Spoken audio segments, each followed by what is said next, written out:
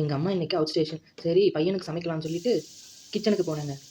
சும்மா இல்லாமல் இந்த பட்டர் உருகிறதுக்கு லேட் ஆகுமேன்னு அடுப்பில் குக்கரை வச்சுட்டு பக்கத்துலேயே இந்த பட்டர் இந்த கிண்ணத்தையே வச்சேன். அது சில்வர் கிண்ணம் டக்குன்னு சூடாயிருச்சு.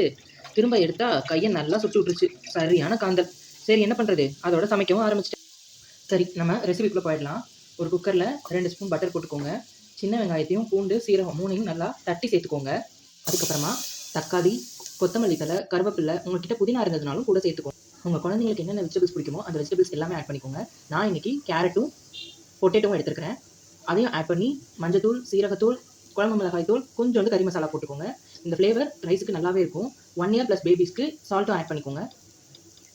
இது எல்லாத்தையும் ஆட் பண்ணிவிட்டு நான் காலையிலேயே கொஞ்சமாக அரிசி, அதுக்கு ஈக்குவல் ப்ரொபோர்ஷனில் பாசிப்பருப்பு, 1 ஸ்பூன் துவரப்பருப்பு, கொஞ்சமாக பச்சை பயிறு, இது எல்லாமே வாஷ் பண்ணி ஊற வச்சுருந்தேன். அது எல்லாத்தையுமே இதோட ஆட் பண்ணிக்கலாம். ஆட் பண்ணிவிட்டு தேவையான அளவு தண்ணி ஊற்றி 3லேருந்து 4 விசில் வச்சு நல்லா குழைய விட்டுருங்க. அதுக்கப்புறம் எடுத்து மேஷ் பண்ணி கொஞ்சமாக நெய் விட்டு கொடுத்தீங்கன்னா உங்கள் குழந்தைங்க வேண்டாம்னே சொல்ல மாட்டாங்க.